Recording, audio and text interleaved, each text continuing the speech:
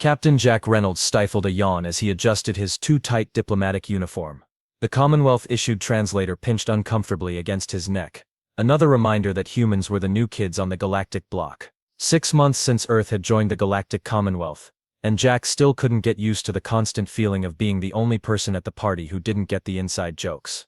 Captain, the Trilaxian ambassador requests confirmation of your species' fluid containment capabilities, chirped Lieutenant Doug Murphy, his communications officer and the only other human aboard the Commonwealth's Central Diplomatic Station, the Nexus. Again. Jack groaned, running a hand through his disheveled brown hair. Tell them, for the 15th time, that humans do not spontaneously leak unless severely damaged. And even then, we have these magical things called bandages. Lieutenant Murphy grinned. I'll be sure to include the sarcasm in my official response, sir. Please don't. Last time you did that, the Vrexians thought we were declaring war. Jack sighed. Being humanity's first diplomatic envoy was supposed to be glamorous. Nobody mentioned it would involve constant questions about our biological functions. The truth was, humans were an anomaly in the Commonwealth. Most species had evolved toward logical efficiency, with minimal waste processes and streamlined emotional responses. Then humans showed up, messy, leaky, emotional and bewilderingly unpredictable. The Commonwealth had been simultaneously fascinated and horrified. Sir, incoming transmission from High Chancellor Kurtz, Murphy announced, suddenly straightening his posture. Jack quickly composed himself. High Chancellor Kurtz was essentially the Commonwealth's version of a president, except they were a crystalline being who communicated through carefully modulated vibrations and had been alive for roughly 9,000 years. Put it through, Lieutenant. The holoscreen flickered to life, revealing the glittering form of Kurtz. The translator struggled to convert the Chancellor's vibrations into something approximating a human voice. Captain Reynolds, your presence is required at the Galactic Council meeting. The subject of discussion, Earth's petition for expanded trade routes. Thank you, Chancellor. I'll be there immediately, Jack replied, trying to match the formal tone without sounding like he was mocking it. The transmission ended, and Jack exhaled slowly. Murphy, prepare the briefing materials. If we can secure those trade routes, Earth's economy gets the boost it desperately needs. Already done, sir. And Captain. Murphy hesitated, then added, try not to do that thing where you make jokes no one understands. The Maugarian delegate is still convinced you threatened to consume their offspring last week. That was a compliment about their heritage. How was I supposed to know you must be proud of your children translates to your spawn appear delicious in their culture? Murphy just shook his head. Cultural sensitivity training clearly paid off, sir. Jack grabbed his datapad and headed for the door. Keep the ship running, Lieutenant. And if Earth calls, tell them we're making progress. Slow, awkward, occasionally embarrassing progress, but progress nonetheless. As he walked through the gleaming hallways of the Nexus, Jack couldn't help but notice how other species gave him a wide berth. A pair of tentacled Octavians whispered as he passed, their translator devices, not quite catching their hushed tones. A tall, elegant Solarian ambassador actually changed corridors rather than share an elevator with him. Still the neighborhood pariah, Jack muttered to himself. Just like high school, except now the cool kids have extra limbs and can breathe methane. He reached the council chambers and took a deep breath. This meeting could change everything for Earth. All he had to do was represent his entire species without causing an interstellar incident. No pressure. The massive doors slid open, revealing a circular chamber filled with the most powerful beings in the galaxy. And there, at the small, clearly hastily added desk in the far corner, was humanity's designated spot. Jack plastered on his most diplomatic smile. Time to show the galaxy that humans weren't just worthy of membership. They were the best thing to happen to the Commonwealth since faster-than-light travel. Or at least, that was the plan. Little did he know that in less than an hour, the most ordinary human function would send the entire Commonwealth into a panic and change galactic diplomacy forever. The council meeting was going about as well as a submarine with screen doors. Jack had spent 45 minutes explaining that yes, humans needed to expel waste products regularly, and no, this didn't make Earth ships mobile contamination vessels. Progress, but the kind that made watching paint dry seem exhilarating. As I was saying, Jack continued, gesturing to the holographic trade route map, Earth's manufacturing capabilities would complement the Andorian mineral extraction. His wrist communicator buzzed. Jack glanced down, seeing the emergency code from Murphy. Council protocol dictated no interruptions, but Murphy wouldn't use that code unless something was seriously wrong. Esteemed delegates, Jack said, I request a brief recess. High Chancellor Kurtz vibrated, and what Jack had learned was disapproval. The council proceedings have rigid scheduling parameters. It's an urgent matter from Earth, Jack lied, knowing the Commonwealth's fascination with their newest member would trump protocol. The Chancellor's crystalline form shimmered. Very well, 10 standard minutes. Jack nodded gratefully and stepped into the antechamber, activating his communicator. Murphy, this better be important. I was this close to convincing the Andorians. Sir, Murphy's voice was uncharacteristically somber. It's about your sister. There's been an accident. Jack felt his throat tighten. What happened? She's alive, but it's serious. The Earth liaison just sent the report. Her shuttle crashed outside the lunar colony. She's in critical condition. The world seemed to tilt slightly. Jack's sister Kate was his only family after their parents died in the resource wars. She'd followed him into space service, becoming one of the first lunar colonists while he pursued diplomacy. I need to get back to Earth. Jack stammered. Sir, the next transport isn't for 3 weeks, Murphy replied gently. They've got her in the best medical facility on the moon. All we can do is wait. Jack leaned against the wall, a crushing wave of helplessness washing over him. Kate might be dying 250,000 miles from Earth, and he was stuck millions of light years away at a trade negotiation. Captain? Murphy's voice brought him back. The council's waiting. Jack took a deep breath. Right. Duty calls. He straightened his uniform with shaking hands. Keep me updated on any changes. Of course, sir. Jack returned to the council chamber, attempting to compose himself. 57 pairs of alien eyes plus various sensory appendages turned toward him. Captain Reynolds, boomed the Chancellor.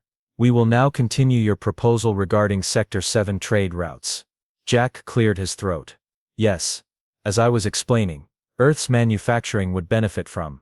His voice caught unexpectedly. The image of Kate, broken and alone in some sterile medical bay, flashed through his mind. They'd promised to watch out for each other after their parents died. Now, when she needed him most, he was light years away, arguing about shipping lanes. To his horror, Jack felt moisture gathering in his eyes. He blinked rapidly, but it was too late. A single tear escaped, rolling down his cheek before he could wipe it away. The reaction was immediate and dramatic. The Zelbian ambassador leapt to his 7 feet, mandibles clicking frantically. The Mogarian delegate emitted a high-pitched wail that overloaded the translation system. Even the usually stoic Andorians recoiled, their antennae flattening against their heads. Containment breach! Shrieked Ambassador Plix of the Galarian Confederation, their tentacles coiling protectively around their breathing apparatus. What? Jack asked, confused by the sudden chaos. Another tear escaped, and the room erupted in pandemonium. The Trilaxian ambassador activated some kind of personal force field. 2 Vrexian security officers drew weapons. Security Protocol Omega. Called Chancellor Kurtz, their crystalline form vibrating so intensely that small fractures appeared on their surface. The human is secreting unknown substances. It's just a tear, Jack protested. But his words were lost in the commotion. The Zelbian ambassador pointed an accusatory limb. The human is leaking internal fluids. We were assured they had adequate containment systems. I'm not leaking, I'm crying, Jack shouted, but this only worsened matters. It admits to crying, gasped a gelatinous being from the outer rim.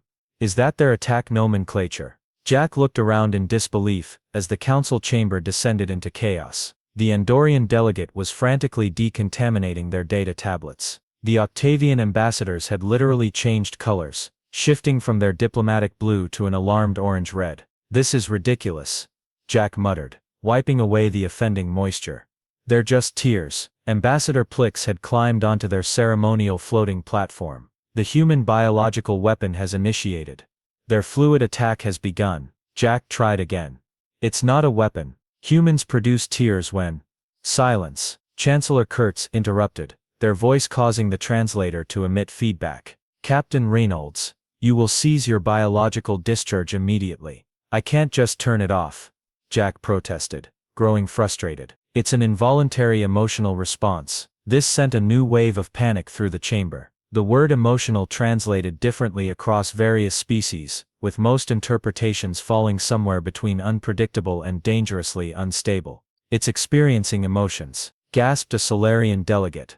Clear the chamber. The security system activated, bathing the room in pulsing red light. A calm, automated voice announced biohazard containment protocols engaged. Please proceed to emergency evacuation routes. As delegates rushed for the exits, Jack stood dumbfounded in the center of the room. In less than 2 minutes, a single human tear had brought the galaxy's most powerful governing body to its knees. And that's when the quarantine shields slammed down, trapping Jack alone in the council chamber with nothing but his thoughts, his grief, and apparently, his dangerous bodily fluids.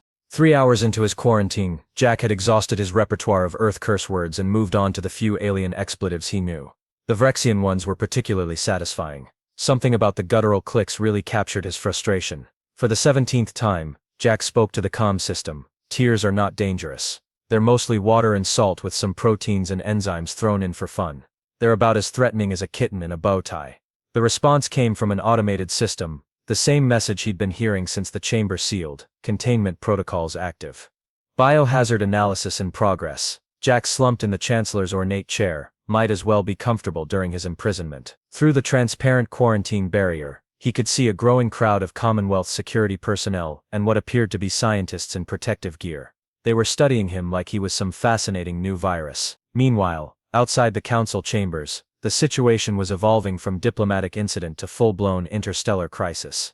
Lieutenant Murphy found himself surrounded by Commonwealth officials demanding explanations. The small communications room of the human embassy had been invaded by no fewer than 12 representatives from different species, all maintaining what they considered a safe distance.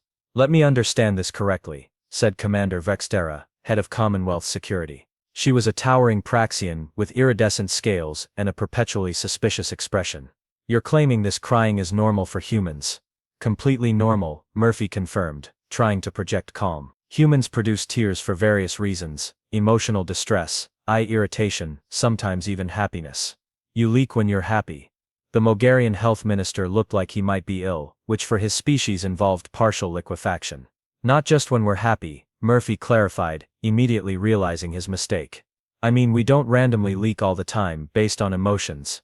"But you admit you do leak based on emotions," pressed Vextera, her clawed hand hovering near what Murphy assumed was a weapon. "Not leak exactly, it's more like," Murphy struggled for a comparison they'd understand. "Like how a Trilaxian changes colors when startled, or how Chancellor Kurtz vibrates when processing complex information." Ambassador Plix, who had been hiding behind a potted plant-like entity from Betelgeuse, called out, "Trilaxians change colors as a defense mechanism. Are you saying human tears are a defense mechanism?" "No, well, not exactly," Murphy stammered. "Though I suppose evolutionarily speaking, tears might have developed as a social signal too." "It's a social signal," shouted someone from the back. The human was signaling its kind to attack.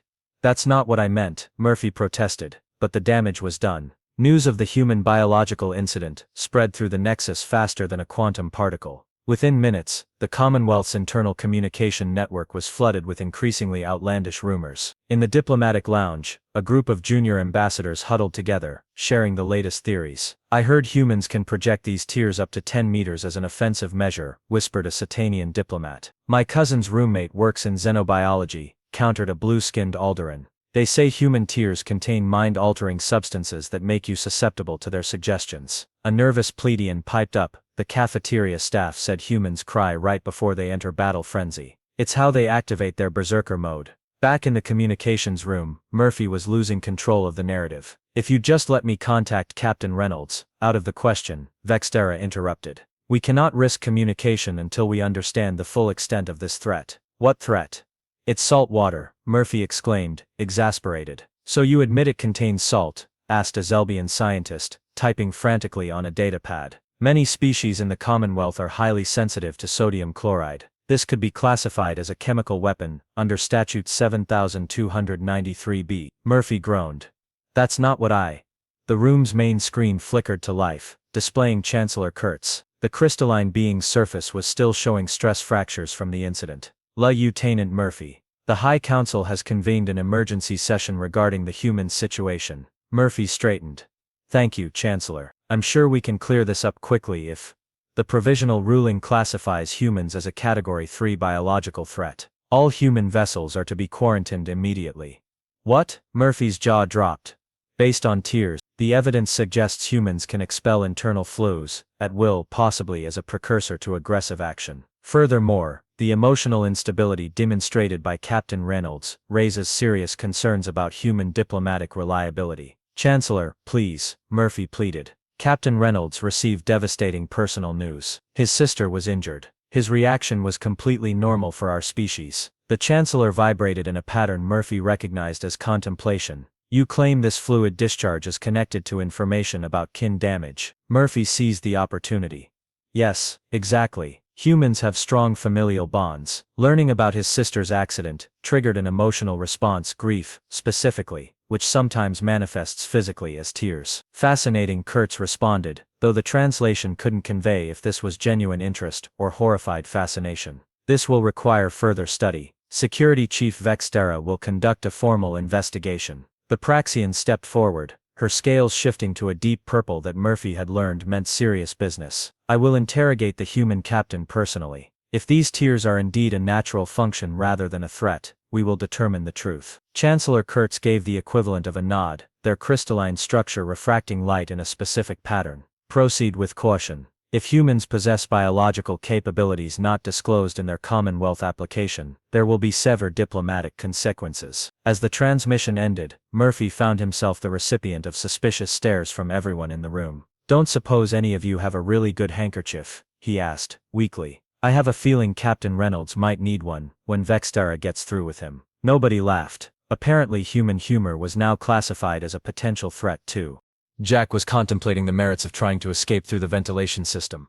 A plan doomed to fail, considering he'd need to shrink to roughly the size of a hamster, when the quarantine shield finally deactivated with an ominous hiss. Security Chief Vextera entered, flanked by two guards carrying what looked suspiciously like flamethrowers. She approached cautiously, stopping exactly 4.7 meters from Jack. He knew the precise distance because a holographic safety barrier appeared between them with the measurement helpfully displayed. Captain Reynolds, she began, her scales shifting to a formal shade of indigo. I am here to conduct an official investigation into the biological incident. You mean my crying? Jack clarified, not bothering to hide his irritation. Please refrain from using unknown terminology without providing proper taxonomic classification. Vextera replied stiffly. Jack sighed. Fine. The incident where my lacrimal glands produced a saline-based secretion that appeared on my facial epidermis. Better? Marginally. She activated a recording device. For the record, please state when you first developed the ability to weaponize your internal fluids. Jack stared at her. Weaponize? I wasn't. Multiple witnesses observed you deploying this crying during crucial trade negotiations. Vextera interrupted. The timing suggests tactical intent. I received news that my sister was critically injured. Jack explained, fighting to keep his voice level. Crying is an involuntary response to emotional distress. Ah yes, these emotions Lieutenant Murphy mentioned. Vextera's tone suggested she was humoring a particularly slow child. Can you define the strategic advantage of publicly displaying your species' weaknesses? Jack pinched the bridge of his nose. It's not strategic. Emotions aren't weapons or tactics. They're just part of being human. So you claim all humans possess this ability. It's not an ability. It's a biological function, like breathing. Vextera's scales flashed alarmed orange. Are you comparing this fluid discharge to respiratory processes? Do humans regularly expel liquids from all facial orifices? No. Well, technically yes, but Jack stopped himself. Look, tears are harmless. They're just water, electrolytes and proteins. Then you won't object to providing a sample for analysis. Vextera produced what looked like a high-tech petri dish. Jack blinked. You want me to cry on command? Is that not possible? Lieutenant Murphy indicated this response could be triggered by informational input. It doesn't exactly work that way, Jack said. I can't just turn it on like a faucet. Vextera made a notation on her device. Interesting. Selective deployment capability. This suggests conscious control. That's the opposite of what I just said. Perhaps a stimulus would help, Vextera suggested. She turned to one of her guards. Initiate pain protocol 7. Whoa, no pain protocols. Jack backed away. That's not how you. The guard pressed a button, and the room's screens activated. To Jack's surprise, rather than some torture device, they displayed what appeared to be a film. A small furry earth animal, a puppy, appeared on screen, looking abandoned and dejected in the rain. What is this? Jack asked, confused. Our researchers accessed your planet's public data networks, Vextera explained. This audio-visual content was classified as sad with a 97.3% consensus among human viewers. We also have military homecoming, elderly couple deceased same day, and something called first 3 minutes of up prepared, if this proves insufficient. Despite himself, Jack felt a smile tugging at his lips. You researched what makes humans cry. The Commonwealth takes biological investigations seriously, Vextara replied, her scales shifting to a slightly embarrassed purple. Is it working? Jack shook his head. Not really. It doesn't quite work when I know what you're doing. Vextara made another notation. Subject demonstrates immunity to standard emotional triggers when cognitively aware of manipulation attempt. Fascinating. The door slid open, and Lieutenant Murphy burst in looking harried. Sorry for the interruption, but I've been trying to reach you for hours. Chief Vextara, this investigation takes priority over. It's about the trade negotiations. Murphy interrupted. The Andorians are threatening to withdraw completely, unless we resolve this situation within the next hour. They're calling it the fluid incident. Jack groaned. Fantastic. First contact and humans are already known for leaking. Vextara's scales rippled with concern. The Andorian mineral rights are crucial to 17 different Commonwealth projects. I know, Murphy said. That's why Chancellor Kurtz is demanding immediate resolution. They want proof that humans aren't a biological threat. I've been trying to tell everyone that, Jack said. Tears are just an expression of emotion. They're not harmful. So you claim, Vextara replied, yet you cannot produce evidence on demand. Jack threw up his hands in frustration. Because that's not how emotions work. They're complex, unpredictable. Sometimes you cry when you're sad.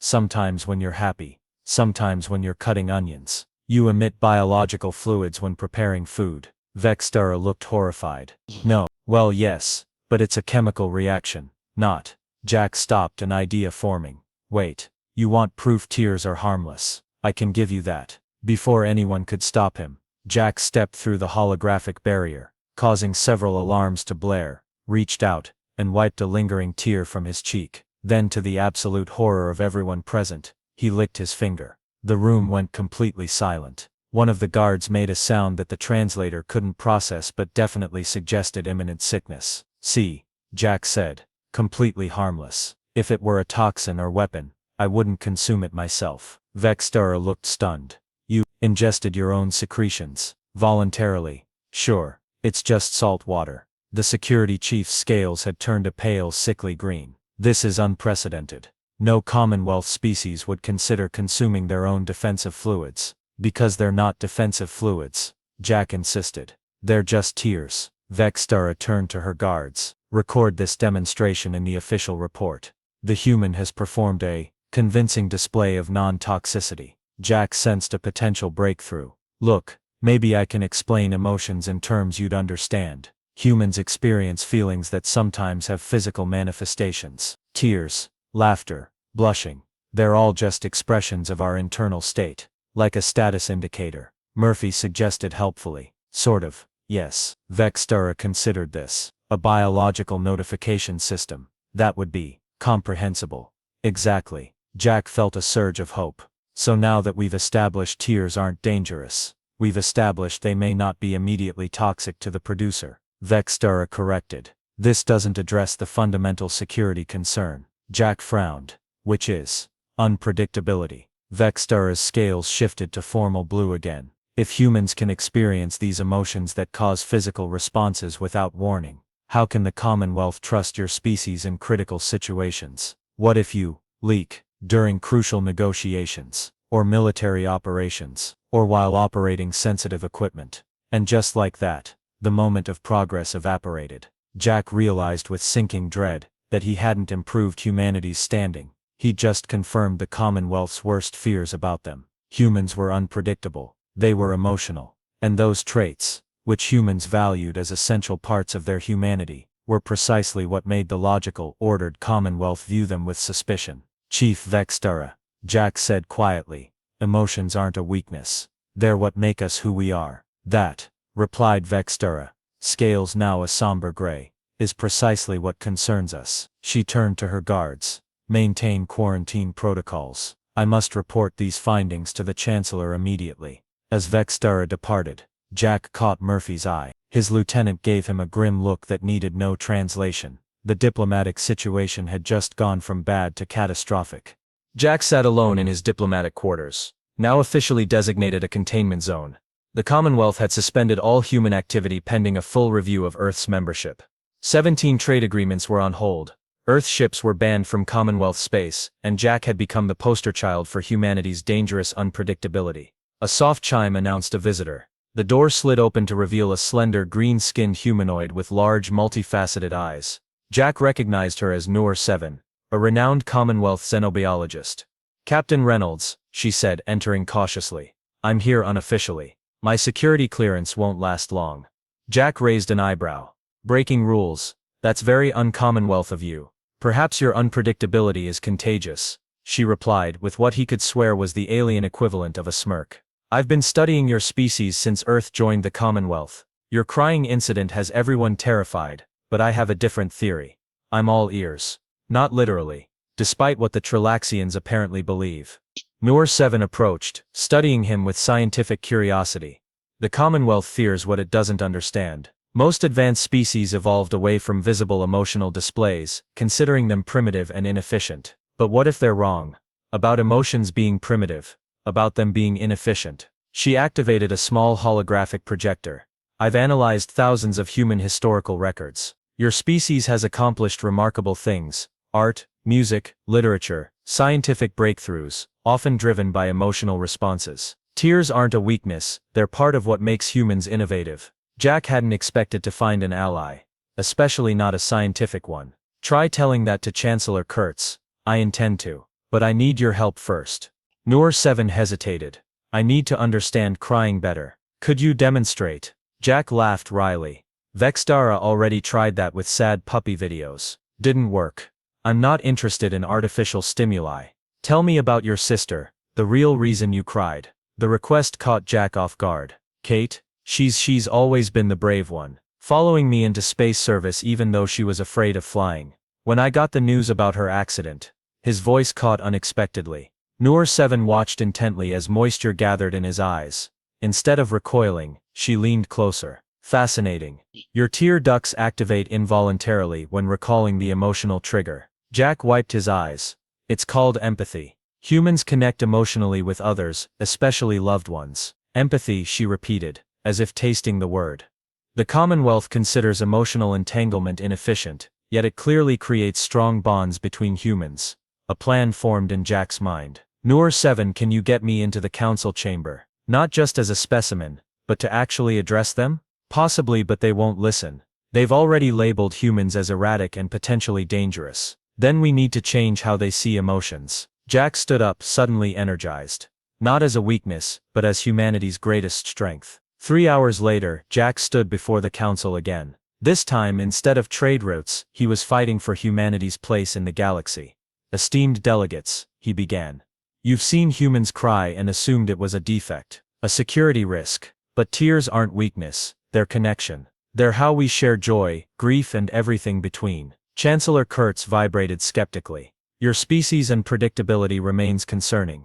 Unpredictability drives innovation." Jack countered. "While the Commonwealth perfected efficiency, Earth created art, music, and literature. Our emotions don't make us dangerous, they make us creative." Murmurs spread through the chamber. Jack nodded to Noor 7, who activated a holographic display showing human history, scientific breakthroughs, artistic masterpieces, acts of heroism, all driven by emotional responses. "The very unpredictability you fear is what helped humans survive on a planet that tried to kill us daily." Jack continued. "Emotions aren't primitive, they're evolutionary advantages. They create bonds stronger than any treaty." To demonstrate, he turned to the screen, showing his sister's medical update, now showing improvement. Jack couldn't hide the tears of relief, but this time he didn't try to. "These tears, they're not a weapon. They're proof that I care enough about someone that their pain becomes mine. And that same empathy extends to everyone in this room." Jack gestured around the chamber. "How many species here have fought wars over resources? Humans have too. But we've also made peace because we could imagine our enemies suffering. We could empathize. These emotions you fear might just be the glue that holds the Commonwealth together, when logic and efficiency aren't enough." A moment of silence fell across the chamber. Then surprisingly, Chancellor Kurtz approached Jack. The crystalline being studied the tear tracks on his face with what seemed like curiosity rather than fear. Perhaps the Chancellor admitted, their vibrations gentler than before. The Commonwealth has been hasty in its assessment. 2 weeks after the crying incident, now officially documented in Commonwealth records, Jack stood at the observation deck of the Nexus, watching Earth ships freely moving through Commonwealth space once again. Beside him, Lieutenant Murphy scrolled through updates on his datapad. Captain, you'll be pleased to know the new Human Emotional Context Protocol has been implemented across all Commonwealth diplomatic channels, Murphy reported. Also, your sister's making an excellent recovery, Jack smiled. And the trade routes, approved unanimously. The Andorians are particularly interested in cultural exchanges now. Apparently, they've developed a fascination with human emotional art.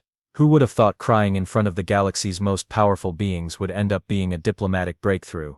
Jack mused. Murphy grinned. The Commonwealth Xenobiology Division has published 16 papers on human tears already. Newer 7's research is being hailed as revolutionary. She's suggesting that emotional expression might be the missing element in several stalled diplomatic negotiations.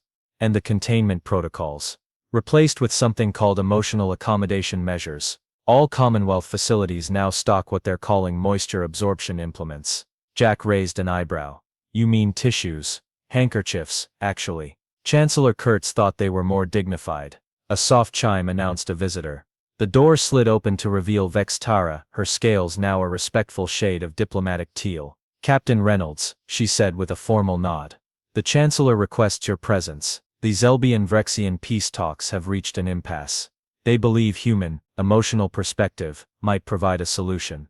Jack exchanged an amused glance with Murphy. Of course, happy to help. As they walked toward the council chambers, Vextara cleared her throat awkwardly. I owe you an apology, Captain. My assessment of human emotions was incorrect. No harm done, Jack replied graciously. There is one thing I still don't understand, she admitted. If emotions are advantageous, why did most advanced species evolve away from them? Jack considered this. Maybe because it's easier. Logic doesn't hurt. Efficiency doesn't grieve. But without those experiences, you also miss out on joy, love, hope, all the things that make life worth living. Vextara's scales shifted to a contemplative blue. The Commonwealth has existed for 12,000 years, achieving technological marvels and interstellar peace. Yet in just 2 weeks, human emotions have sparked more innovation and cooperation than the previous century. Sometimes the most powerful tools are the ones you can't measure, Jack said. As they reached the council chambers, Jack noticed something strange. Chancellor Kurtz's crystalline surface was refracting light in an unusual pattern, creating what looked almost like droplets. Chancellor, are you crying? Jack asked, astonished. Not precisely, Kurtz responded. Vibrations subtle. But our research into human empathy has inspired experimentation with emotional expression. My species once had similar capabilities, lost over millennia of evolution toward efficiency. Jack was speechless. The most powerful being in the Commonwealth was trying to cry. Is it working? He finally asked. Inconclusive, Kurtz replied. But the attempt itself has been enlightening. As Jack took his place at the diplomatic table, now positioned in the center of the chamber rather than the far corner, he couldn't help but smile. Humanity had joined the galactic community, expecting to learn from advanced civilizations. Instead, they were teaching the stars how to feel again. And it had all started with a single tear. Captain Reynolds, called the Zelbian ambassador, would you mind demonstrating this emotional perspective technique? Perhaps with a small fluid secretion for emphasis. Jack caught Murphy's eye, and they both suppressed laughter. I'll do my best, Jack replied diplomatically. But tears don't work on command. That's kind of the whole point. As the council settled in to watch him expectantly, Jack realized humans had a lot more to teach the galaxy than he'd ever imagined. And the galaxy, it seemed, was finally ready to learn, even if it meant getting a little wet in the process.